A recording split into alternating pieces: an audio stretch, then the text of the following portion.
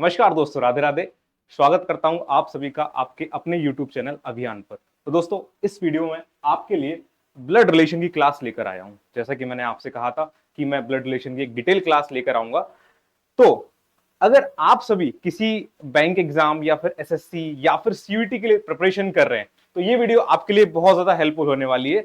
तो अगर आप ब्लड रिलेशन सीखना चाहते हैं तो इस वीडियो में मेरे साथ अंत तक बने रहें। आपको ब्लड रिलेशन में एक्सपर्ट बना दूंगा।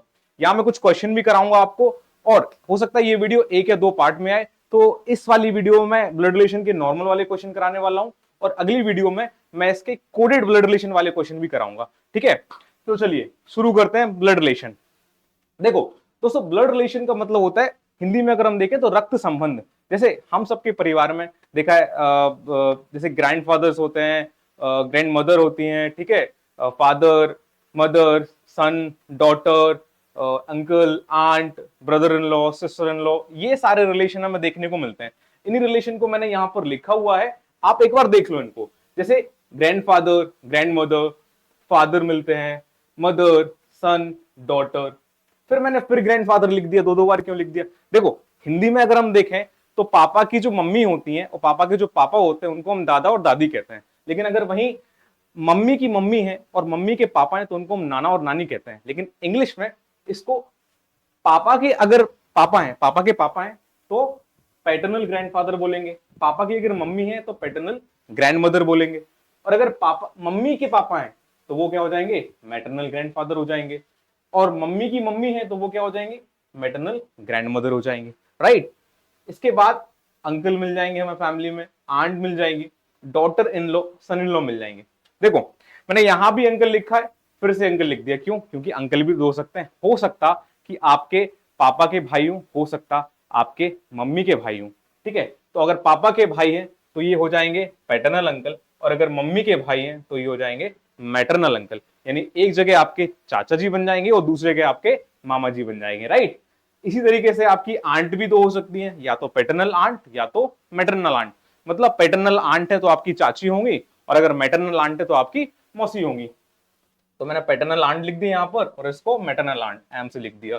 Next, daughter in law son in law हमारा हो चुका था। ऐसी भतीजा और भतीजी, नेफ्यू और नीस कहते हैं इनको। हो सकता भांजा और भांजी भी हो। कैसे? हो सकता आपके पापा की बहन है, उनका कोई बेटा हो बेटी हो, या आपके पापा को कोई भाई है, उनका बेटा और बेटी हो, तो उनके रिलेशन को नीस और नेफ्यू के नाम से जानते हैं। ठीक है। अगला आ जाता है सास और ससुर वाला, यानी कि mother in law and father in law का रिलेशन।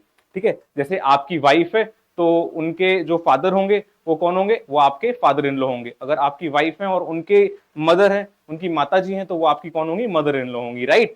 तो मुझे लगता है कि ये रिलेशन तो आपको समझ आ गया होगा। अगर आप चाहो तो इसका स्क्रीनशॉट भी लेकर रख सकते हो इस चार्ट को समझने के लिए। ठीक है, चलिए तो वीडियो में हम आगे बढ़ते हैं। फिर चलो आगे, मैंने एक आपके लिए फैमिली ट्री बना के रखा है। हम कैसे जनरेशन को समझेंगे, कैसे जनरेशन का चार्ट हम बना सकते हैं और अपने क्वेश्चन को सॉल्व कर सकते हैं। राइट। जैसे हमारे पास सबसे पहले मैंने ऊपर लिख दिया ग्रैंड पेरेंट्स आते हैं। कौन आते हैं? ग्रैंड पेरेंट्स आते हैं, यानी दादा दादी सबसे ऊपर, उनके बाद उनके बच्चे यानी जो हमारे फादर हैं और जो मदर है वो, देन हम आ जाएंगे, यानी सन एंड डॉटर जो भी उनके होंगे। तो दादा दादी को हम बोल देंगे फर्स्ट जनरेशन में है ये लोग, और जो मम्मी पापा होंगे वो सेकंड जनरेशन में, एंड जो उनके सन एंड डॉटर होंगे वो थर्ड जनरेशन कहलाएंगे। राइट। देखो, जनरेशन दिखाने के लिए जब मैं अभी रिलेशन बना रहा हूँ तो मैं एक डैश का यूज करूंगा। राइट। जैसे सबसे ऊपर अगर मैं ग्रैंड पेरेंट लिख रहा हूं तो उसको ऊपर होंगे, उनके बाद अगली जनरेशन दिखाने के लिए मैं एक डैश लगाऊंगा, और यहाँ पर उनके बच्चे यानी कि हमारे जो फादर वगैरह होंगे उनको मैं लिखूंगा, फादर और सन जो होंगे वो लिखूंगा, फादर और मदर जो होंगे वो लिखूंगा। ठीक है। और लास्ट वाली जनरेशन में मैं उनके सन एंड डॉटर को लिखूंगा। राइट। ठीक है, समझ गए? तो ये हमारी थर्ड जनरेशन को, ये हमारी फर्स्ट जनरेशन को दिखाएगा, ये हमारी सेकंड जनरेशन को दिखाएगा, एंड देन ये हमारी थर्ड जनरेशन को दिखाएगा। ऊपर फोर्थ जनरेशन भी हो सकती, हो सकता ग्रेट ग्रैंड पेरेंट हो, बट ऐसे क्वेश्चन बहुत कम आते हैं। ठीक है, चलो देखो, क्वेश्चन करने से पहले हम समझ तो लें कि हम क्वेश्चन को करेंगे कैसे। जैसे अगर मान लो मैंने बोला कि A is husband of B, तुम रिलेशन को बनाओगे कैसे? उस रिलेशन को बनाना हम यहां से सीखेंगे, हाउ टू मेक रिलेशन। इसके लिए आप ये देखो कि अगर मेल है, अगर कोई बंदा मेल है तो उसको हम डिनोट कैसे करेंगे? उसको डिनोट करने के लिए मैं दो सिंबल का यूज कर रहा हूं, आप चाहो किसी एक सिंबल का यूज करके बना लेना, राइट। मैं मेल को डिफाइन करने के लिए यहां पर ट्राइंगल का यूज कर रहा हूं, या फिर मैं प्लस साइन का यूज करूंगा, ठीक है। और फीमेल को दिखाने के लिए मैं सर्कल का यूज करूंगा या फिर मल्टीप्लाई का यूज करूंगा। कई लोग माइनस का भी यूज करते हैं, बट मैं यहां पर मल्टीप्लाई का यूज करूंगा। आई थिंक क्योंकि हमारे परिवार में सबके यहाँ माताएं बहनें होती हैं, तो परिवार को जोड़ने का काम करती हैं, वो घटाने का काम नहीं करती हैं, परिवार को आगे बढ़ाती हैं, मल्टीप्लाई करती हैं। इसलिए मैं यहां पर उनको मल्टीप्लाई का साइन यूज कर रहा हूं, नेगेटिव नहीं जा रहा हूं, ठीक है। Relation between brother and sister, देखो अगर आपको मैं बोल दूं कि A is sister of B, तो आप कैसे लिखोगे ए इज सिस्टर ऑफ बी? तो ब्रदर एंड सिस्टर के बीच रिलेशन दिखाने के लिए मैं इस डैश साइन का यूज करूंगा। कैसे? मैंने लिखा ए इज सिस्टर ऑफ बी, तो ए डैश बी लिख दूंगा। अब सिस्टर है, फीमेल है, तो मैं यहां सर्कल लगा रहा हूं, राइट। अभी बी नहीं पता मुझे कि बी मेल है या फीमेल है, तो मैं सीधे सीधे लिख रहा हूं, ठीक है। इसी तरीके से अगर हमारे पास लिखा हुआ है कि अच्छा क्या लिखा हुआ है, हमसे कह रहे हैं कि हस्बैंड वाइफ है, उनके बीच रिलेशन बताना है, तो कैसे बताओगे आप? तो मैं हस्बैंड वाइफ के बीच रिलेशन दिखाने के लिए यहां पर देखो इक्वल साइन का यूज कर रहा हूं। देखो अगर कपल है ना, तो मैंने इक्वल साइन का यूज किया। देखो यहां लिखा हुआ है relation between married couple equal, it means A is husband of B, या लिख दिया देखो here A and B are husband and wife, right. I hope clear होगा यहां तक आपको। चलो आगे बढ़ते हैं, स्पीड थोड़ी फास्ट है, ठीक है, स्लो करके भी देख सकते हैं आप। सम इंपॉर्टेंट पॉइंट जो अभी देखो आप करोगे, जैसे मैंने आपसे बोला कि A is brother of B, तो आप इसको कैसे लिखोगे? मैं इसको लिखूंगा भैया ए क्या है, ब्रदर है बी का। अब ब्रदर और सिस्टर के बीच रिलेशन दिखाने के लिए आप ही ने बोला डैश का यूज करो सिंपल, तो मैंने इन दोनों के बीच में एक डैश लगा दिया। अब ए क्या है, ब्रदर है, ब्रदर मतलब ये तो मेल होगा, तो मेल होगा तो मैं इसको ट्राइंगल से डिनोट कर दूंगा। बी का रिलेशन ए से नहीं पता मुझे, हो सकता बी क्या हो, ए की सिस्टर हो, या हो सकता बी ए का भाई हो, सॉरी ब्रदर हो या फिर सिस्टर हो, मुझे नहीं पता, इसका रिलेशन डिफाइन नहीं है अभी। बट ए बताया गया है कि ए क्या है, भाई है बी का, तो मैंने लिख दिया यहाँ पर ए, ट्राइंगल बना दिया उसमें और डैश का साइन लगाकर बी लिख दिया, ठीक है। नेक्स्ट अगला ऐसे ही लिखा हुआ है सी इज सन ऑफ डी।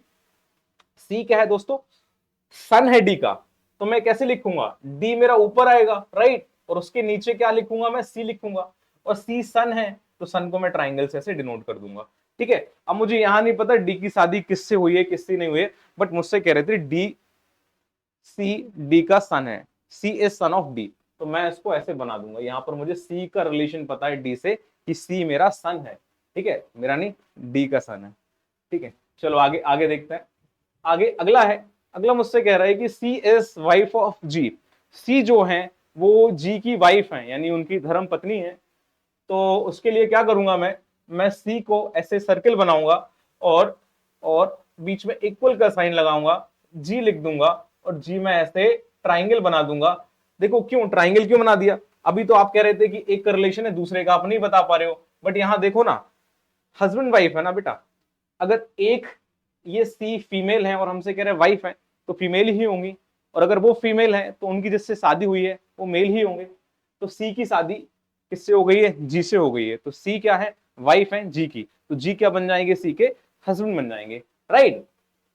ऐसे ही अगला हमारे पास एक प्रश्न लिखा हुआ है, क्वेश्चन लिखा हुआ है कि A is brother in law of F, F who is male. मैंने इस क्वेश्चन को जानबूझ के बनाया। मैंने क्या बोला? मैंने बोला एफ क्या है? मेल है, एफ क्या है? मेल है, राइट। देखो मैंने कहा एफ हु इज मेल, और ए क्या है? उनके ब्रदर इन लॉ है, ए क्या है? उनके ब्रदर इन लॉ है। अब आप बता पा रहे हो कि एफ ए से कैसे रिलेटेड है? हो सकता एफ की शादी हुई हो किसी से, हो सकता है एफ की शादी हुई हो किसी से, और उनके भाई जो हो वो ए बन जाए, तो मैं इनको ऐसे बनाऊंगा ना। देखो रिलेशन बनाना सीखो। देखो एफ की शादी हुई किसी से और उनके भाई ए हैं, तो ये तो ए ब्रदर इन लॉ हो गए ना एफ के। या फिर ऐसे भी हो सकता है कि एफ यहां पर हैं, एफ यहां पर कोई है, एफ मेल है ना, और एफ की कोई सिस्टर हो, देन उनकी शादी किसी से हुई हो, वो ए हो, तो इस इन दिस केस ये भी तो ब्रदर इन लॉ बन रहे हैं। यानी हो सकता एफ की शादी जिससे हुई हो उनके भाई ए हो, या फिर एफ की कोई सिस्टर हो उनके हस्बैंड ए हो, तो इन दोनों केस में ही ये ब्रदर इन लॉ बन रहे हैं, ठीक है। तो हमें नहीं पता था कौन सा केस है, तो हम इसको ऐसे लिख दे रहे हैं, ठीक है। हमें रिलेशन बनाना सीखना था यहाँ, वो हम कर चुके हैं। चलो अगला हमारे पास है, अगला कह रहा है कि C is daughter of W, C is daughter of W, W who is wife of D. देखो क्या कह रहे हैं, डब्ल्यू क्या है, वाइफ एंड डी की, तो हम ऐसे लिखेंगे डब्ल्यू क्या है, डब्ल्यू वाइफ एंड डी की। चलो इसका मतलब डी क्या होंगे, डब्ल्यू के हस्बैंड होंगे। एंड सी क्या है, डॉटर है वी की। अगर डब्ल्यू की सॉरी डब्ल्यू की डॉटर है, सी डॉटर है, तो मैं सी को यहां नीचे लिखूंगा और उनमें ऐसे सर्किल का साइन लगा दूंगा, सर्किल बना दूंगा, ठीक है। तो इससे मैं बता पाऊंगा कि सी क्या है, डॉटर है किसकी, डब्ल्यू की। यहां मैं तीनों का जेंडर बता पा रहा हूं, सी क्या है, फीमेल है, डब्ल्यू क्या है, फीमेल है, और डी क्या है, हमारे पास मेल है। इस तरीके से आप रिलेशन को बनाओगे और सॉल्व करोगे। चाहो तो आप इसका स्क्रीनशॉट ले लो और आगे प्रैक्टिस करना इस टाइप के क्वेश्चन को करने के लिए, ठीक है। चलो आगे बढ़ते हैं। देखो आपके लिए मैं एक छोटा सा क्वेश्चन भी लेके आया हूं, कैसे आप इसको करेंगे। एक्चुअली अभी मैं सिंपल ब्लड रिलेशन पढ़ा रहा हूं आपको। मैंने जैसे वीडियो के स्टार्टिंग में आपसे बोला है कि मैं कोडेड ब्लड रिलेशन भी कराऊंगा, जहां पर कुछ सिंबल वगैरह गिवन होंगे कि बताओ A star B is this, then how is A related to B, ऐसे क्वेश्चन भी होंगे, थोड़े हाई लेवल के भी कराऊंगा। यानी ब्लड रिलेशन में आपको कुछ नहीं बचने वाला है, सारा ब्लड रिलेशन में इस वीडियो में आपको कंप्लीट करा दूंगा। हो सकता है ये वीडियो 2-3 पार्ट में आए, बस ये है, ठीक है। तो वीडियो को देखते रहना आप। चलो अच्छा एक काम करो, आप लोग खुद से इसको सॉल्व करने की कोशिश करो, इसका आंसर खुद से बताओ और सॉल्व करो। आप वीडियो को पॉज कर लो या फिर इसका स्क्रीनशॉट ले लो और इसका आंसर कमेंट सेक्शन में बताओ, ठीक है। मैं इसको सॉल्व कर रहा हूं, देखता हूं कैसे आता है, मुझे भी नहीं पता कैसे करना है। M is married to S, मुझसे कह रहे हैं एम क्या है, मैरिड है। किससे मैरिड है बेटा, एस से मैरिड है। तो मैरिड है, तो मैरिड का साइन क्या बताया था, आप मैरिड के लिए इक्वल साइन का यूज करोगे, ठीक है। देन उसके बाद कह रहे हैं कि P is brother of H. अरे एम और एस के बीच में पी कहां से आ गया, मुझे नहीं पता, तो मैं साइड में इसको लिख लूंगा, केस बना के लिख लूंगा, ठीक है। पी क्या है, ब्रदर है, पी ब्रदर है किसके, एच के ब्रदर है। आई डोंट नो कहां पर है, ठीक है। आगे लिखा हुआ है S is mother of L, S is mother of L. देखो ये देखो, S is mother of L, तो एल, एस का जेंडर मिल गया हमको। एस अगर मदर है एल की तो ऐसे लिखूंगा, और अगर एल की मदर एस है तो जो एम से इनकी शादी हुई है ये तो बेटा फादर बन जाएंगे ना इनके, तो एम और एस के बीच रिलेशन मिल गया, ठीक है। आगे पढ़ते हैं। L, L who is brother of H. L क्या है, देखो एल कह रहे एल जो है वो एच के ब्रदर है, तो एल को मैं ट्राइंगल में बंद कर दूंगा, और एच के ब्रदर है तो डैश लगाकर लिख दूंगा। अब एच और पी के बीच में भी रिलेशन था कि पी क्या है, एच के ब्रदर है, तो इसका मतलब है पी यहां आ जाएंगे, राइट। तो मैं इस तरीके से पी का रिलेशन भी बता दूंगा। चलो आगे मुझसे क्या पूछ रहे हैं कि H, how is H related to M. कह रहे एच जो है ना, ये जो एच, ये एम से कैसे रिलेटेड है। मुझे एक बात बताओ, क्या मुझे एच का जेंडर यहां पर पता है, नहीं पता ना। हो सकता ये एम के सन हो सकता ये एम की डॉटर हूं, दोनों नहीं पता मुझे। तो मैं आंसर या तो यहां पर सी एंड डी दूंगा, या तो मेरे पास ऑप्शन में क्या लिखा होगा, इधर सन लिखा होगा, इधर डॉटर लिखा होगा, तो आंसर मेरा इधर सन और डॉटर हो जाएगा।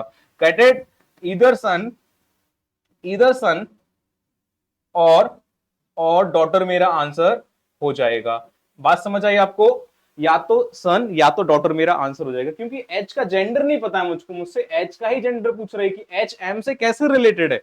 अगर इसका उल्टा हो जाता, मुझसे पूछती कि एम एच से कैसे रिलेटेड है, how is M related to H, अगर ये पूछते मुझसे तो मैं बता देता कि एम जो भाई साहब हैं वो एच के फादर हैं। बट अभी मुझसे पूछा गया कि एच एम से कैसे रिलेटेड है, तो एच का जेंडर नॉट डिफाइंड, ईदर सन और डॉटर, राइट, समझ गए। चलो आगे बढ़ते हैं। अगला क्वेश्चन, अगला क्वेश्चन ये लिखा हुआ है, there are 6 person A B C D E F, C is sister of F, B is brother of E, E is husband, D is father of A and grandfather of F. There are 2 father, 3 brothers and a mother in a group.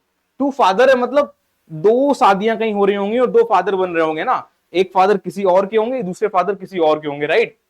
हमसे कह रहे 3 brother, यानी 3 भाई आपस में कहीं भी हो सकते हैं, हो सकता ए का ब्रदर बी हो, या हो सकता सी का ब्रदर डी हो, या ई का ब्रदर एफ हो, कुछ भी ऐसे 3 भाई बन रहे होंगे आपस में, ठीक है। और एक मदर है, मतलब दो तो देखो 2 फादर है, यानी एक की शादी हुई है, बट वहां पर एक रिलेशन मुझे नहीं पता है, एक मदर के बारे में नहीं बताया गया होगा, केवल एक ही मदर के बारे में बताया गया, इसलिए यहां पर लिखा हुआ है आ मदर, ठीक है। एक काम करो, एक काम करो, ये वाला क्वेश्चन आप लोग करके आओ, इसका स्क्रीनशॉट ले लो और ये वाला क्वेश्चन आप करके आओ और इसका आंसर कमेंट सेक्शन में बताओ, ठीक है। अगली वीडियो में इसका आंसर भी बताऊंगा, इस क्वेश्चन को सॉल्व करके भी दिखाऊंगा और उसके आगे बढ़ेंगे। देखो नेक्स्ट क्वेश्चन, ये भी बड़ा आसान सा क्वेश्चन है, सिंपल है। ये 2 क्वेश्चन आपके लिए होमवर्क में है, क्योंकि ये वीडियो फिर ज्यादा लंबी हो जाएगी। अभी हम इतनी ही सी वीडियो रखते हैं इसको, और ब्लड रिलेशन को हम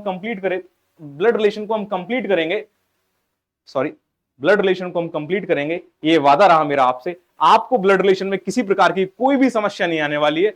अगर आप सीखना चाहते हैं तो बस जुड़े रहिए और अभियान को फॉलो कीजिए, ठीक है।